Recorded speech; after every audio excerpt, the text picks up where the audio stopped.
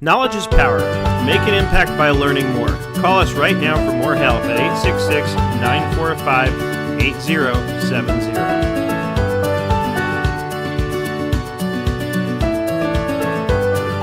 I have the local recording done, and we have a couple more people joining. So Smartsheet over Excel or Google Sheets, there's a lot of overlap between Smartsheet and your spreadsheet tools, but it's not the same thing. It's really a very different tool. Smartsheet is a project management application that's laid out a lot like a spreadsheet and has a lot of spreadsheet functions. But I think it's important for people to understand that it's not a spreadsheet. You know, there are things that spreadsheets can do that Smartsheet can't do. You know, you don't have things like VLOOKUPs, and I don't think you have SUMIFs in Smartsheet. There are a lot of basic functions.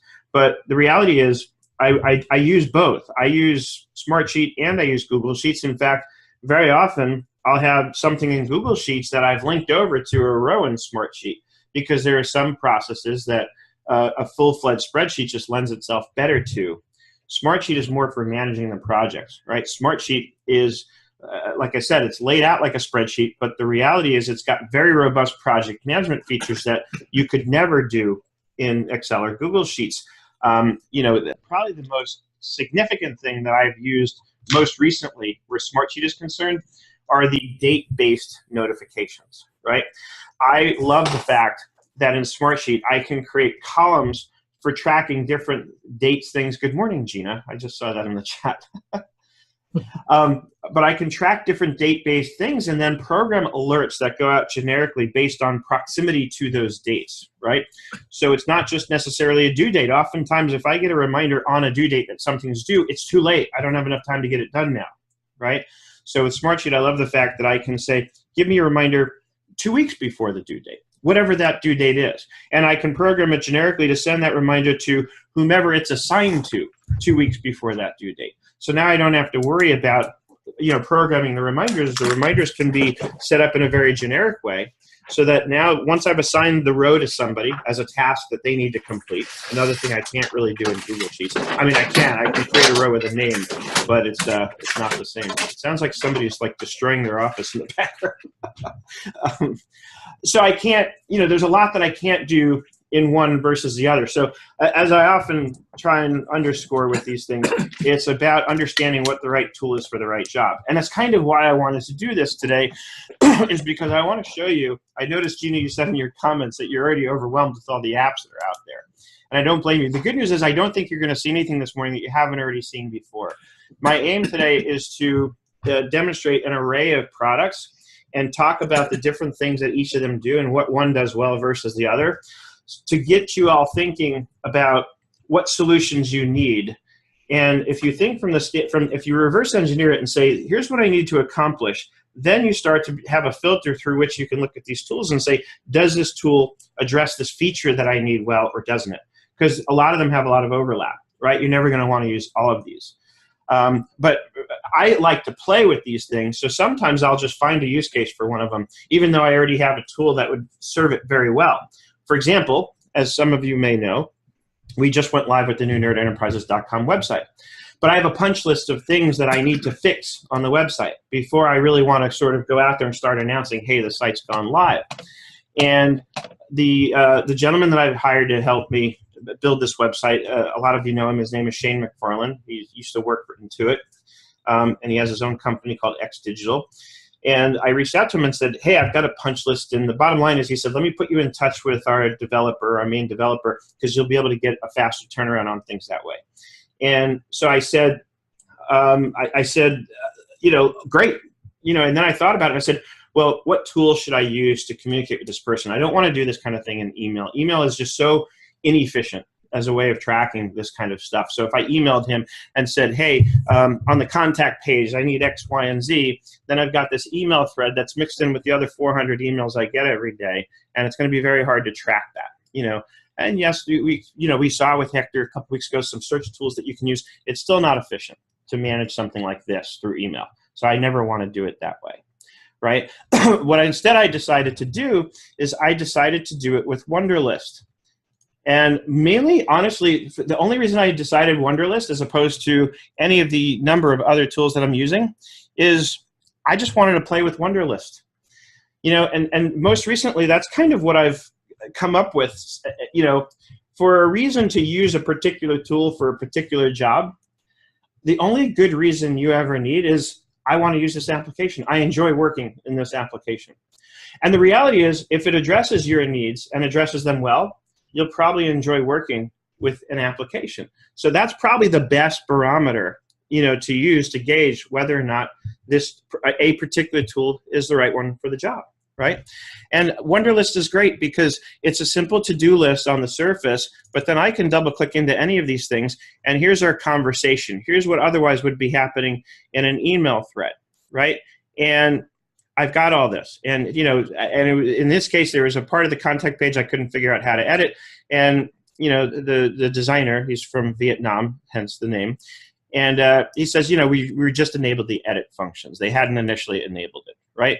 I had questions about the pricing table. I had questions about how to change the order of products.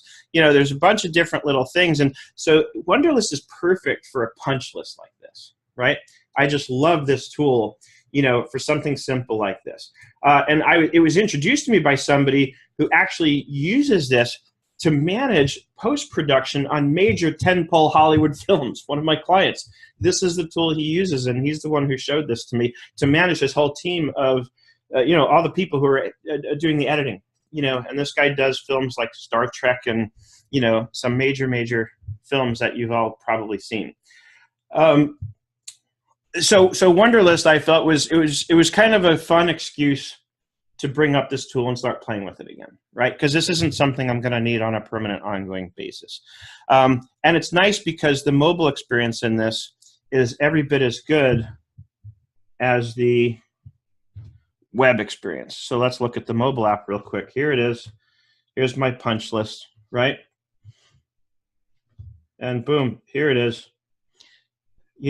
So it works almost exactly the same. There's a couple of little nuances that'll be a little different because you're on a mobile experience instead of a large screen. But by and large, it's exactly the same thing.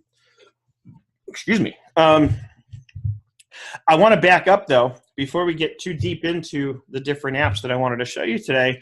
And I want to talk about, first and foremost, probably one of the most important, Adam's asking free or pro account. I used to have a pro account, but because I'm not using it as much, I downgraded to free. So what you're seeing here is all, something I'm able to do with a free account. And the pro account is not expensive. I don't remember exactly what it is, but I remember it's very cheap. And you may recall that Wunderlist actually was bought out like a year and a half or more ago by Microsoft. And at the time, people were worried that Microsoft was going to destroy the product, but Microsoft promised they wouldn't really touch it much, and they haven't. They've kept that promise. So, it's in my opinion, relatively speaking, of course, it's very cheap. But backing up, and I talked about this some time ago, is the bookmarks. And I'm bringing this up again because I remember at the time being surprised at how many people said they don't actually do this. And people saw me, hi Gina, and some people saw how organized I have my bookmarks. And I remember Mariette Martinez going crazy. And for the next week, she was posting every day about how she was organizing her bookmarks, because I guess people just hadn't really thought to be this organized about my bookmarks. But when you talk about organizational tools, to me, this is so important because I don't want to have to spend time looking for something. Now, the reality is the stuff that we use regularly, from what I've observed, most of us are just going to open up a new tab and type in the first 3 letters of the site we're going to, and it's remembered in your history. That is until you have to clear your cache for some reason, right? And that comes up now and again, especially for those of us who are using QuickBooks Online, right? So QuickBooks Online gives us those too many redirect errors, and we have to clear our cache to get it working properly again. Although I haven't seen that happen. It seems like they may have resolved that issue. That hasn't happened to me in a while. But anyway, so I think bookmarks is really probably one of the first things that I feel, especially since we're using a lot of apps that we're going to need bookmarks for, right? Because we're doing all this work in the cloud. I think it's important to have it really organized. And what I've done is I've got it organized by, in fact, let me back up a second. When I go to services, speaking of my new website, I largely use the way I have my bookmarks here organized to do the layout on the website in terms of how I organize the types of applications. If you go to my website now and you go to the one-on-one training page, and thank you, Gina, for your comment about my new website. I saw that in the chat. If you go there to the one-on-one training area, you'll see that I've got a page that breaks down the applications essentially into these categories. I have accounting apps, not everything, but I have communications.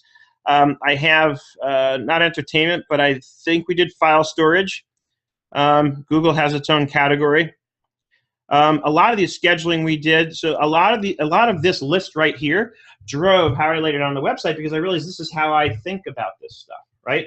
And I wanted to create an experience for a user who comes to my website that's nicely organized. So this way I've got things tucked away in neat little folders. Right here are the accounting apps, here are the file management applications, here are your, the CRMs I sort of included in the communications part, right? Because to me, that's what a CRM is for. It's for communications, communicating with clients. So I think it's important to spend time getting these bookmarks organized. I think it will help you increase efficiency, right? I'm about to write an article, which is inspired by some of the work I'm doing with my friends at Bilby's, about what do accountants really want from an application. And they're thinking in terms of, what would an accounting partner, quote unquote, want from an application like ours? And, a lot of times I talk to these app developers, I talk to those guys, I talk to my friends at BQE Software, and they're always talking about, oh, the bells and whistles, look at these pretty charts and graphs and things we can throw at people. And that's all fine and good, but at the end of the day, I ask them, I say, let's take it a step further and ask the real question here, which is very simply this: does it improve my workflow? Isn't that what we all want? We want apps that improve our workflow. We want to get our stuff done more efficiently, especially if we're really incorporating the entire big picture of what it means to be a, quote, cloud accountant or firm of the future, or whatever name you want to give it. We want to work efficiently, because part of what that whole mix includes is that we're charging a flat monthly fee. So we want to get the work done efficiently, because the more efficiently we can get things done without sacrificing quality, of course, the more efficiently we can get things done, the more work we can take on, or the more free time we can go and enjoy after we're done with our work for the day. My goal is to work basically 8 a.m. to 4 p.m. every day. And then from 4 p.m. on, I'm reading, which is, to me, feeding my mind and even partly the spiritual part of my life, just relaxing, quieting my mind. I'm going to the gym and working out. I'm doing the other things that I've included, which actually brings me to the next thing. But before I move on there, I just want to check our Facebook feed. Kevin says, I use bookmarks every day since you mentioned. Amazing tip. Alexa asked if I've tried Wunderlist with clients. I have. And actually, Wunderlist works really well with clients, especially because it's so easy to use. Right? Cindy, would you like me to mute your video? It looks like you're trying, maybe. I can do that for you. Pointing at us. Or maybe just in case, and you're trying to, and feel free to turn your camera back on. Would love to see you, but I just didn't want you to be, to have your camera on if in fact that's not what you want. So yes, Alexa, I do use this with clients, and I love using it with clients because it is very easy to use. You can easily organize your list. You'll see I have, notice these are folders, and one of them I have is clients. So I could put, I have one client in there right now. In fact, that's the guy who introduced me to Wunderlist. So I still use it with him because he, on his end, he has a bunch of lists for all the different productions he's working on, and then he has an accounting list which is shared with me, and it's also very easy to share with clients.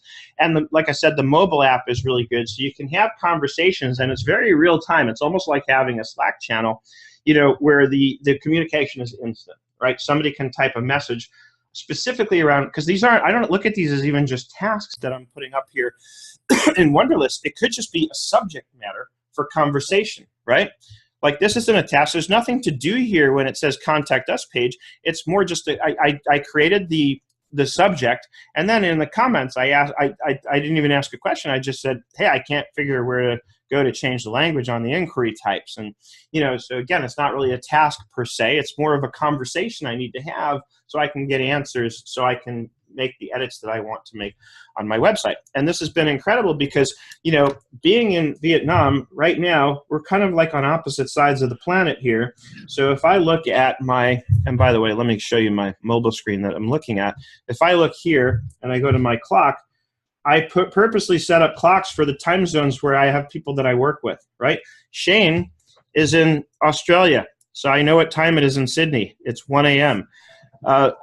Qua, who's the designer, is in Vietnam, in Ho Chi Minh. It's 10:21 in the evening there. So I know when I'm corresponding with them this helps me understand when I can expect a response. I don't expect to get a response from somebody where it's 10:21 in the evening there.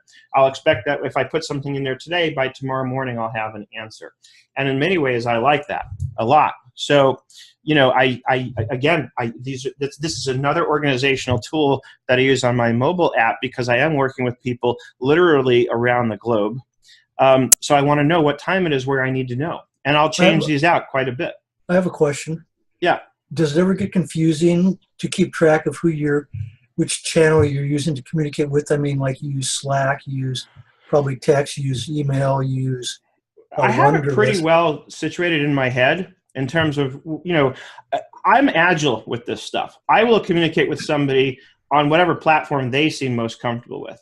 You know, in this particular case, I just needed a way that I could keep track of where I needed help updating the website, and Wunderlist actually made a lot of sense. I wouldn't want to go to the trouble of creating a whole Slack team just for this because this is very temporary, right? Within a week or two, I'm going to be done with this, and I'm going to probably archive this. So how do you create the communication link in Wunderlist with, say, like Juan? Well, so I created the list here, right, called nerdenterprises.com website punch list. Okay. And then I just clicked share, and I put his email in here. Oh, okay. So he gets an email. So he gets a notification saying that I've invited him.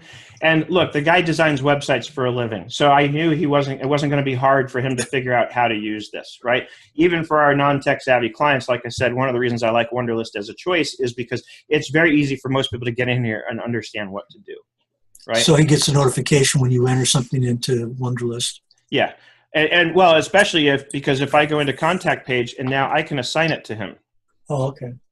Right. So certainly once I assign it to him, he'll get notified. Now, his name won't show up in the list to assign something to until he's accepted the invite. So it took about, go ahead. And this is the free version, right? Yeah, this is all the free version. The paid version will get you, I forget now. You can look at their pricing and you'll see what the paid version gets you. But like I always say with the apps, use the free version until you hit the friction that comes with not having the paid version. And then decide if, then look at what it costs and decide if it's something you need to pay for. Right? Gina says she's still digging the What the Forecast app. I love that app. If you want a good laugh and you want to be on top of the weather, get an app called What the Forecast. It's hysterical.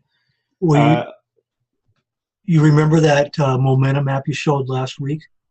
I'm going to show it in a minute. Yeah, actually, I'm using it now. It's actually kind of nice. Love it. I love it, and I'm gonna actually talk about that. Notice on my screen I have that new tab. That's got Momentum up there. I'm going to show that in just a minute. I absolutely love that app.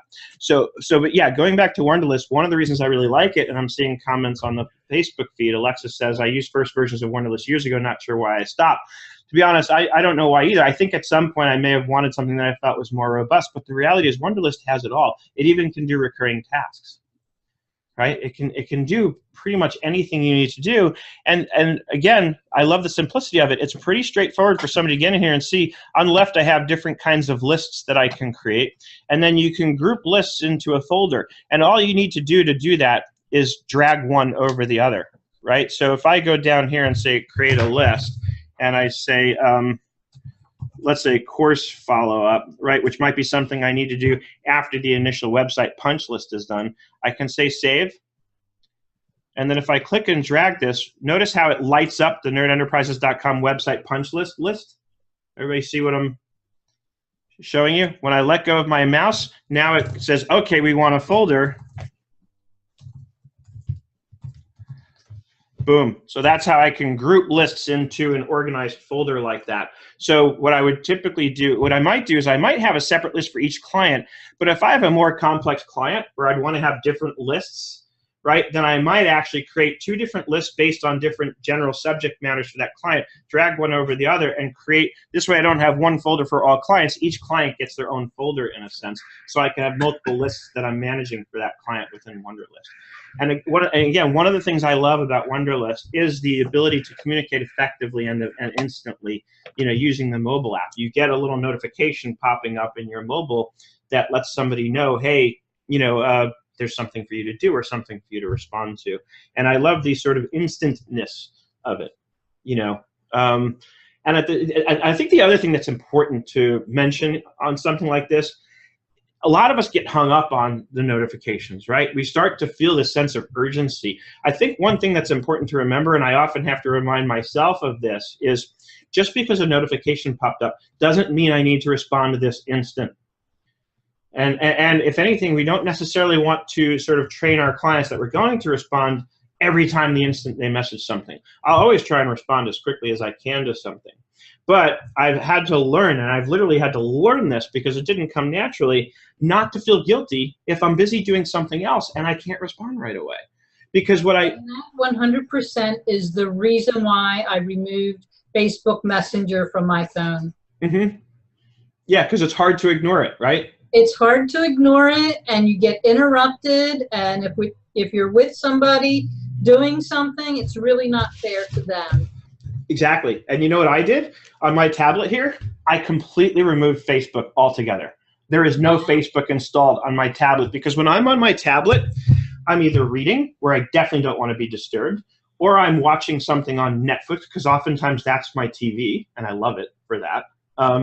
I sat in my bedroom last night watching 13 Reasons Why, so that my wife was sleeping comfortably in her bed. I was on my little chair on the side of the bed with my tablet watching 13 Reasons Why, and I didn't get disturbed by any Facebook notifications. I learned it was hard. It was hard to wean off of Facebook on my tablet and say I'm removing it. But one day I was watching something and the notifications kept popping up, and I was like, "That's it. I've had it. I'm removing Facebook from my tablet. I don't want it on there." It can be so invasive. It was hard for me to make the decision to remove it. Once I removed it, I was happy. Right, but you just removed Messenger, right? You still kept Facebook. Yes, yeah, I right. still have Facebook though. It would be very hard to remove Facebook altogether from your mobile phone, I think, because we keep in touch with so many people that way. Right. But I can see exactly what you mean about that. Let me just check the Facebook feed here. I see comments coming in. I just want to see. It looks like we may have people commenting on the feed in the actual post here. Carmen says Smartsheet and Trello. So, and we talked a little bit about Smartsheet. We're going to come back to that in a few minutes. But let's move on. So, again, Wunderlist, great tool, easy to use, and it's got all the stuff that you really want in a project management application neatly tucked away in the right places, right? If I'm in my course follow-up list, and notice, by the way, the little icon to the left has the two little people. That means that it's shared with somebody, right? Whereas here, it's got kind of like a little bullet point list icon, which means it's not shared. It's just a list, right? Adding it to do as simple as saying, do this thing today, or ting today. Right, hit enter. So if I have a lot of things on my mind, I just want to bang out a list of all the stuff I got to do because I need to purge what's going on in my mind. Wunderlist is beautiful for that, right? Then I can double click it, and here we are, right? I love that it has reminders where I can customize exactly when, not just the date, but the time that I get reminded to do something. And I'm trying to remember. Speaking of that, didn't you have an app that you used to take notes that you showed? I forget the name of it. There was Penzu I was using, but I stopped using it. And you're using Wunderlist now instead? No, Wunderlist I just literally picked back up just for the punch list for my website purposes. But I may start using it again because now that I'm using it again, I'm reminded, of what a great app it is, for this kind of stuff. Does Wunderlist integrate with, say, Google Calendar? Good question. No, not specifically. It won't put something on your calendar. But I'm glad you brought that up, Dennis, because I want to, at least for me, and this is important to underscore, I think. What works for me may not work for you and vice versa. I think that's important to keep in mind. Just because I have a way of doing things doesn't mean I'm not one of these people that says my way is the only right way and that's what you have to do, and if you don't do it, you're going to fail. Well, right? What I was thinking of is that not being put on the calendar, but sort of a replacement for Google, for the to-do list on Google. Does Google even have the to-do list anymore? It used to be sort of attached to the calendar, but I don't, where is it? Let me see if I can. It was not easy for me to use, not intuitive. I never loved the Google task list, but I think That's they've what I'm done away talking with about. it. That's what I'm Dennis. talking about. So many other apps that do so much better. Yeah, and I think they've done away with the task list. I have not seen it. Usually it would be on the left here where I could say show the task list. I think they've done away with it. I'm using it, so it's like it's still there. Is it attached to your calendar? Let me just look a second. Because I can't find it anymore. I actually was looking for it not that long ago. Okay, it's not even here in the Google Apps dropdown. like on mine. It's on the right-hand side. It has tasks going down the right-hand side. I don't have that anymore. Maybe is yours a free Gmail account, or are you using G Suite? I wonder if it's maybe something they've left for the free Gmail. I don't know, but I haven't seen it, and I never liked using it anyway. And going back to what I wanted to say about something like integrating, I would never want all my tasks dumped on my calendar. It would clutter up my calendar. I would never want that. I use my calendar, as you might have noticed when I clicked over to it, to generically, I mean, of course I have appointments on here with clients and things, but more than that, it's generically, and this is another thing I wanted to talk about today, which is why I had my calendar open here, is notice what I do on my calendar, and this is something we talk about a lot in my 97 and Up program. If I go far enough out into the future where I don't really have anything sort of formally booked, I have a lot of generic blocks booked here, right?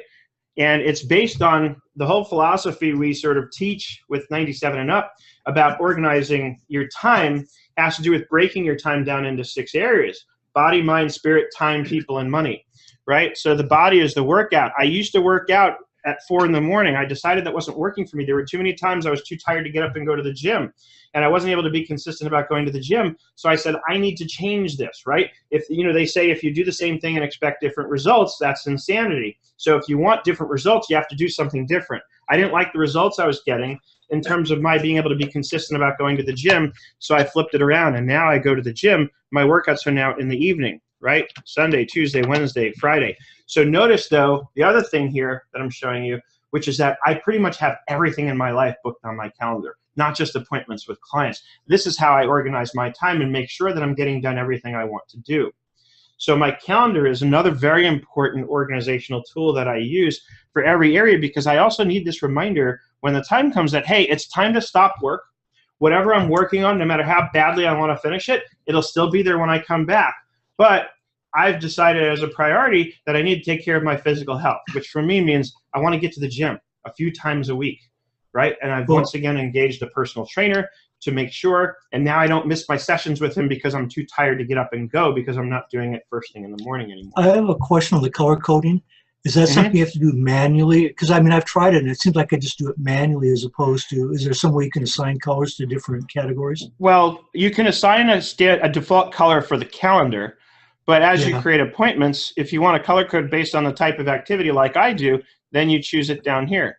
Okay, that's what I've been doing. Okay. Yeah, I mean, how else is it going to know what kind of activity is unless you're able to predefine some kind of a drop-down list? So, yeah, I mean, again, you can set one default color for the calendar so that if you don't change anything, that's what color it'll be, because you can have multiple calendars, right? Right. Notice I have my health and nutrition calendar here, which is really meant to remind me to eat something every couple of hours. So, and I do that on the calendar because the pop-up appears, right? Because, again, that goes back to the health part of how I like to organize things. I don't necessarily have it all turned on because look how it clutters everything up, but it's there so that I get the reminders every couple of hours that I need to eat something, and also so that it doesn't interfere with what my availability on my calendar. So when someone is going through my schedule and wants to make an appointment with me, I don't want them prevented from making an appointment because I've got a reminder here to go eat something, right? And the other thing that's important, and I don't know how many people really realize this, is you can create appointments where by default it says you're busy, but you can say show me as available in case you just want to put some kind of a reminder on your calendar that won't preclude somebody from getting an appointment with you at that time. Right? It may be something that's just informational. So that's another important thing that I wonder how many people actually realize that's there. You know, so the calendar is a really, really important organizational tool for me. I think it should be. This is one of those things where I'm going to say I think it should be for everybody. I don't know how else you can really manage your time well if you're not managing it by your calendar. You know, and managing it. You know, not that you have to do it exactly the way I do it, but I found that it works really well for me to have these blocks sort of predefined, you know, where this is where if I do get up at 4 in the morning, that's when I'm going to do my reading. The reality is even this probably needs to be changed, because these days what's been happening is I do that when I come back from my workout. That's when I go open up my Feedly app and I start reading, because I can relax at that point. I've just had a workout, I'm relaxing, I'm having a drink, you know, getting my electrolytes back in my system. And so that's when I'll actually do my reading. So that probably needs to be changed. I found that I just, you know, I've had to sort of bite the bullet on the idea of getting up at 4 in the morning. It just doesn't work for me anymore. You know, and I used to be very proud of the fact that I got up that early. But the reality is I have to focus on what works well. What works well for me now is getting up at 6 in the morning, right? I get up at 6, I walk my dogs, and then I try and get a meditation in somewhere between 7 and 8. I don't need the whole hour for the meditation. I usually do about 25 minutes. But I block off a whole hour for it just to make sure if I'm running late or whatever, I still have time to do it before 8 o'clock. So the calendar, another really, really important organizational tool for me. Alexa was asking in the Facebook feed, what do I use for clients booking time? I use something called Schedule Once. But now that I've built out the new website and I pretty much got everything in the website driven by WooCommerce has its own bookings feature, which I'm going to guess once I look into it that because it's WooCommerce, it probably has a way to show people the availability and take a payment in order to get the appointment. So there's a good chance I'm going to end up switching from Schedule Once to the Woo Bookings application, because it makes sense to. Everything's going to be built right inside my website and all connected in one place, right? So as much as we can do that, we want to make sure that we can do that kind of stuff. You know, no sense in having 2 separate applications when you can logically accomplish these things in one. But the key word there is logically, right? I don't want an app that's trying to do 2 different things where it's only doing each one half as well as it could do if it was doing the one thing on its own. So that's an important thing to consider when you're looking at applications. Do the things that it's trying to, is it trying to be all things to all people? Oftentimes, if the answer is yes, it probably doesn't do any of them real well. It just does a lot of things, but doesn't do any of them really, really well. That's why I like Nimble as my CRM, because it's just a CRM, and it does CRM, in my opinion, better than any other CRM out there, you know, without getting overly robust and expensive. Right? You can use a Salesforce, but Salesforce is way too much for most of our needs. And at the same time, I don't necessarily want a project management tool that claims to do project management in CRM, because in my experience right there is where you get into a situation, at least in every case that I've seen, where it does half a job at a project management tool, half a job at a CRM, doesn't do either one really well, and it just doesn't work well, right? And I think some of you probably know the specific application I have in mind when I'm saying. Sometimes I call it unsightly. Anyway, so I think, so who mentioned momentum? Dennis, was that you? Okay, so this was just introduced to me this week. All right, it's not like an app per se. It's more of a, how can I explain it? It's more of like an environmental kind of thing for me, where when you install the Momentum extension on your Chrome browser, it takes over the new tab page and it gives you what you're seeing here. And each day, it will ask me to put down one main thing that I'm focused on today.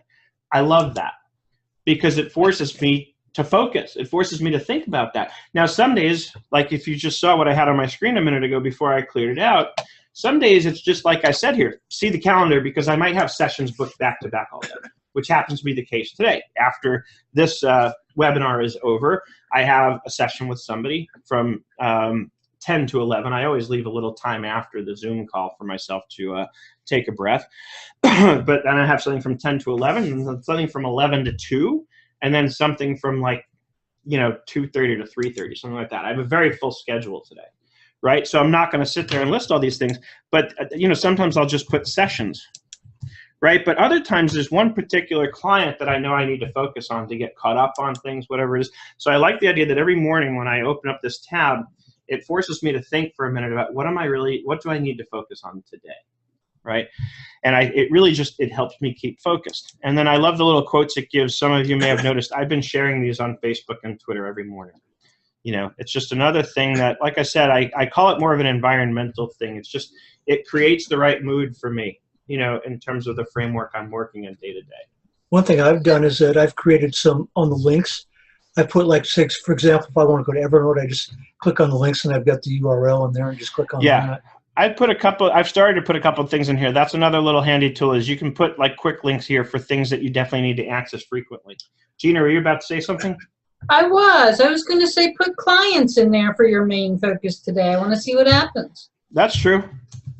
That's what I've done. I've kind of imported it from the Google Tasks, but I'm thinking about maybe I got the you can put clients. Yeah, you can put whatever you want here. Here you put one thing. The other thing you can do is at the bottom right, it gives you an actual to-do list, and you can go into the settings and tell it to pull the first or main to-do as the main focus of the day, right? So it does have, again, it's very, very simple, but it has a simple little to-do list option here where you can just, again, this is one of the things that I like for those mornings when I have all these things on my mind and I don't know which thing to do first, and I just need to get them down somewhere, right? So this is a great tool for that. Or you can use Wunderlist, or you can use Google Keep, right? So here's another one. This is what I'm talking about when I said I'm going to overwhelm you this morning with choices, because I just want you to think about what you need done and which one's going to be the right tool for you to get things done in. I worked with a client yesterday who I noticed had all his questions for me for our session listed out in a note in Google Keep. Here's my shopping list, right, that I need to get later today. I've shown you all Google Keep a number of times. I can set location-based reminders on this, right? So that when I get near my supermarket, the notification will pop up from Google Keep. It knows where I am because it's got geolocation, right? So if I go here to productivity and go to Keep, of course I've got the same things, and it's beautifully synced. If I go in here and I just say, hey, I need to also, in addition, I need to add water to the list, right? And then let's just back out of that and let's go here, and it might take a second to refresh. It's refreshing. There's water. See? It's practically instant. That's right? Just way too creepy for me. I'm sorry. What is? The fact that Google knows all that stuff about me. Oh, I don't care. What do I care that they know of what I'm buying? I'm open about. I'm sure they don't share it with advertisers, Gina. So don't worry. Well, and you have to remember how that stuff works. They're not going to share with the advertisers that I have a list that says I buy Metamucil bars. If the company who makes Metamucil bars wants to advertise through Google, they're not going to see this information. Google's just going to know to present their information to me because Google knows I have an interest in Metamucil bars because I'm old. So anyway, and you can see I've got examples here where I create labels. Labels are kind of like folders or just a way of organizing your notes. And so notice I do clients dash and then I do client name, because that way it groups all the clients because it's alphabetical, right? So they're all in the same part here. So Google Keep is another great tool for just banging out a quick list, of something I need. I love Google Keep for that. You could put a link on that in your Momentum page. Just put a quick link. You can. Yeah, if you click on an actual note, notice these are pinned. That's why they're sticky at the top. I've got them pinned. But yeah, if I want to remind myself, I can click on the note, and then this URL is specific for this note. I can copy it. I can even go here, and I thought I had like a personal list. Let's just create a list called personal. Well, you know that Momentum integrates with Wunderlist. Oh, does it? I haven't gotten that deep with it. If you buy the upgrade, it has there's some Momentum upgrade. Yeah. Oh, so you're already on a paid account with them, huh? Yeah, I tried it for a month, and I'll probably switch over to the year after this month. But I just wanted to see it. Right. But it gives you, I think it's like Asana maybe, or. Interesting. Let me see if I can find it. I couldn't find where the, oh, here. So by the way, going back to Wunderlist real quick, earlier I was about to show you where the recurrence is. Here's where you create a recurring task, is when you're setting the due date. You can say repeat every day, week, month. So if you say every week, notice it just assumes that it's based on today, right? Or you can do custom, every so many days. So again, Wunderlist has recurring tasks. So that's really powerful. So we've talked about Wunderlist. We've talked about keeping your bookmarks organized. We've talked about the calendar, very important organizational tool, in my opinion. And then now I've just touched on Google Keep. where, again, it's really good for quick lists and just banging out something that you need to do, or just purging what's in your mind because you're just overwhelmed with ideas. Bruce Anderson says, am I running this trials on my production computer and then delete when I'm done testing, or do I run on demo computer? I only have one computer. That would drive me crazy. That's where I would be at my limit, I think, trying to do different things on different computers. I have everything all connected pretty much because I'm a Google guy, so everything I've used pretty much is Google. I was so glad when I worked with this one client yesterday and I noticed he was using Google Keep, and not a lot of people seem to know about Google Keep. So I was sort of impressed that he was using it, and I mentioned it, and he says, we try to do everything Google, at our company. And I love that because when you do that, you have it all nicely integrated. So no, I don't have a separate production computer. I just, it's all on one computer, and I play with these things, and I decide what I want to really use and what I'm just playing with. And, at a certain point, if I feel like I'm getting overwhelmed, I can, use any of these tools actually to make a list and say, here's the stuff that I'm formally using at Nerd Enterprises for the company, and here's the stuff that I'm playing with, right? And that brings up another one that I love to show you all here, which is the brain, right? So the brain is another great way to get things organized. In fact, you'll notice that I've substantially got this is my newest brain that I created earlier this year. And I got it broken down. Body, mind, it's not in the right order because it's alphabetical here, but body, mind, spirit, time, people, and money. I could number them to get them in the right order because I do keep them in that order for a particular reason. But it's all here. And then I've got places and events here as a separate thing. So under the heading of mind, you'll notice I've got reading because that's primarily what I do for my mind is I read, right? And then I've got that broken down for pleasure, for work, local interest, and spiritual. Now, sometimes there's overlap. So, for example, this morning, some of you saw that I posted this article here about listening skills, right? That's on Between Will and Main this morning. Notice I've got it under for work as well as under spiritual because I believe that listening is important in both realms, right? Spiritual having to do with my personal relationships and how I relate to people there. I think this article will explain to you why most people fail miserably at listening, even though they don't think they do. Most people will tell you I'm a great listener, and they're actually awful. And it talks about how emotionally intelligent people actually will be quiet for the most part and let the other person talk because they want to have the opportunity to absorb whatever it is that person may need help with. And I've learned that the hard way myself. I gave the example in my comments in Between Will and Main this morning on this article that I've experienced it from both sides of it, where I've been in those calls with clients or prospects where I thought, they started asking me a question and giving me the background, and within like a minute, I immediately think I already know what they're asking and what the answer is. And I've had the experience of cutting them off and saying, here's your answer, only to have them tell me, no, you didn't let me finish, and therefore you answered the wrong question. And so then I've learned to shut up and let them talk. And now I don't even get to the point where they have to do that with me. I've learned that when I'm in a conversation with somebody, I keep my mouth shut. I like to say, I take the cotton out of my ears and I put it in my mouth and I just listen and take notes so that I'm really engaged. Taking notes, it's not that I really need to take notes necessarily, but the act of taking notes keeps me engaged with the client, right? It forces me to really pay attention to what the client's saying and making sure that I absorb it and understand. And somebody commented saying they have to do away with the, quote, active listening part, which is where they give the example of where they want you to say something like, so what I hear you saying is, and then you kind of reflect back to them, and they said that part needs to go, and I don't agree. I mean, I wouldn't be as cheesy about it as, like, that's almost like the classic therapy session. So what I hear you saying is, I don't do it like that. But I do my version of it, which usually is preceded by something like, let me make sure I understand this correctly. And that's the preface to me spitting back to them what I think I understood. And I can't tell you how many times that's proven to be invaluable because in doing that, I get clarification on things that I didn't understand correctly.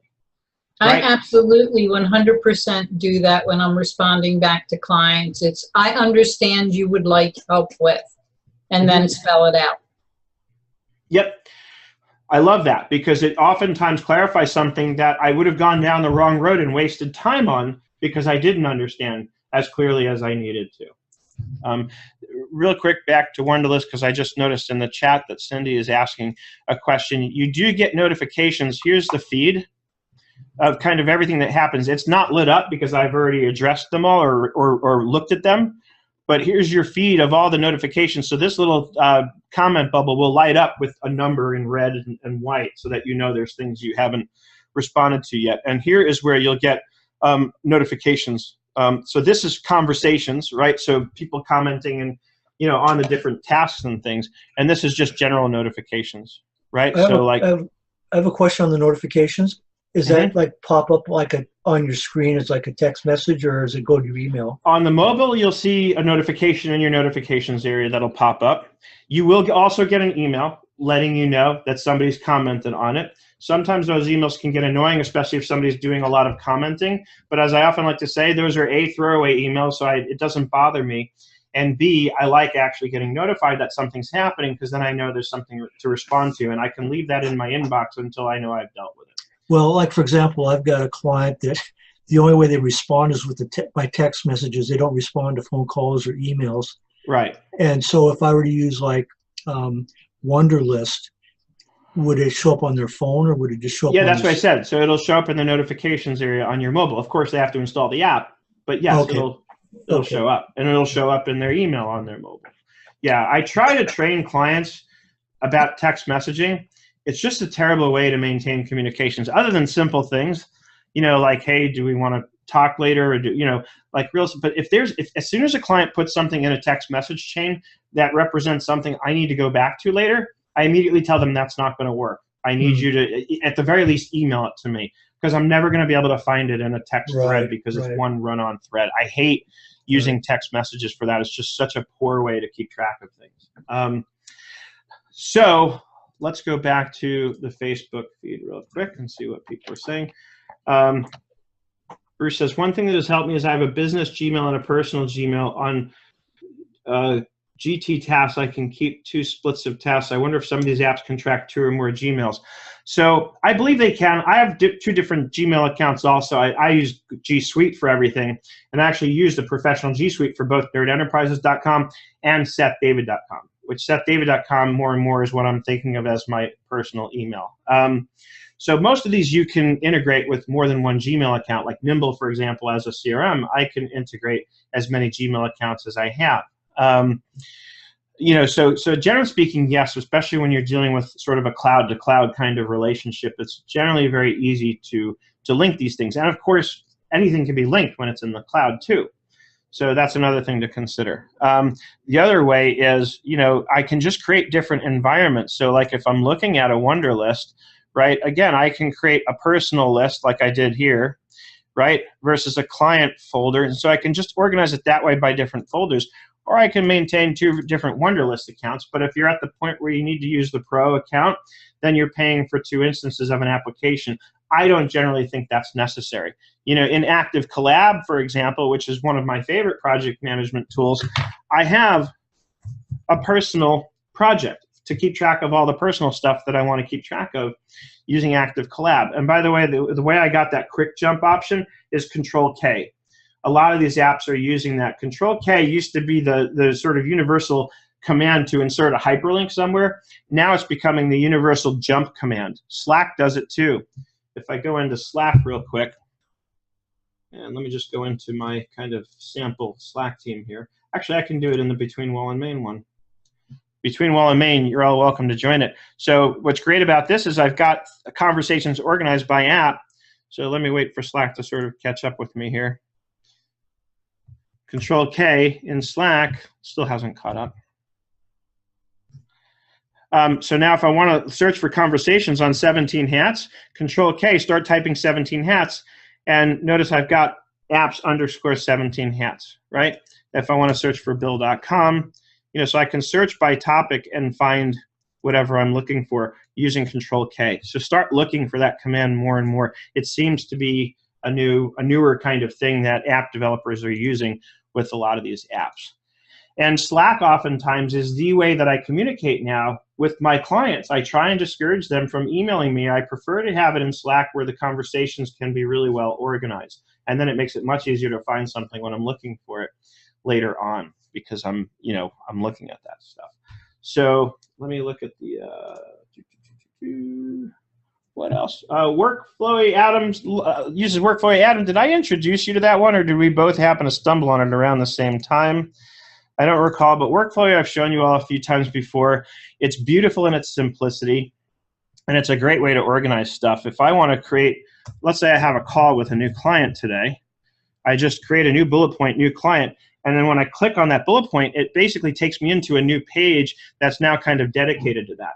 And this is really just bullet pointing on steroids is the best way I can describe it. Really easy to say task 1, subtask 1. You can use hashtags to group things. Notice when I start typing the hashtag, I already have some that I use, like this needs to be done today. Now if I click on this, it's going to show me everything in all of Workflowy that I've tagged with, that it has to be done today. Workflowy was the app I was talking about earlier. Why would you use Workflowy and not Wunderlist? You probably wouldn't use both. Again, both can be used. That goes back to a question of what do you enjoy working in better, right? Workflowy is just really simple, and I don't necessarily love Workflowy for collaboration, although you can share Workflowy with people.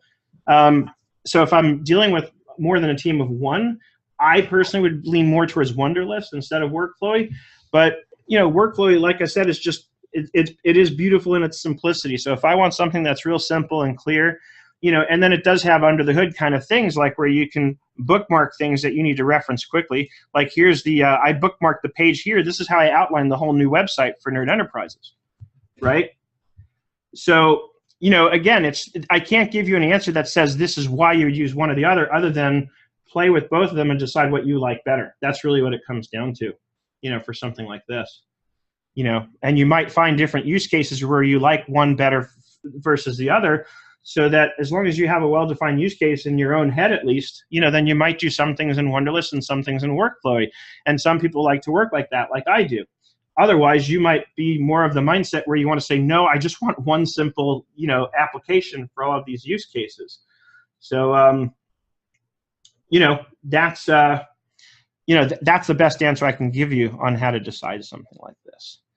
So, that's basically the gamut of what I wanted to show you. I didn't really talk about Trello, but I think we all kind of know about Trello by now. And Trello was recently purchased by Atlassian, which is a big, big company that buys up productivity and project management tools.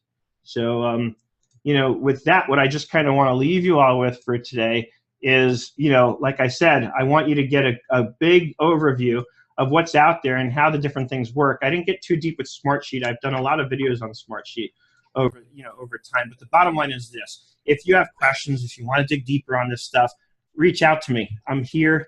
I can help you with it. And I can help you look at your own kind of workflows and see which of these applications is going to work best for you. Hey, Seth, check out my link in the chat. I saw that. I'm going to click on it at the Huffington Post. Someone just... Oh, that's very funny. That's very funny.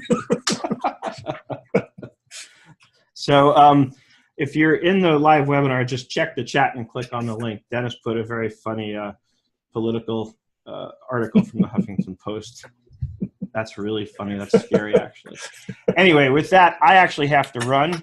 But like I said, reach out to me if you want more help with any of this kind of stuff. Gina, what's going on later today? What you see is what you get. All right, tell people how to find you. Okay, well, you can find me on the Facebook group, Small Business Accounting Advisors. If you're not a member, find me. I'm everywhere. You just ask. I'll add you. Okay, very good. So hopefully we'll see you all later on Gina's webinar today. Thank you. All right, take care, everyone. Bye. Everyone.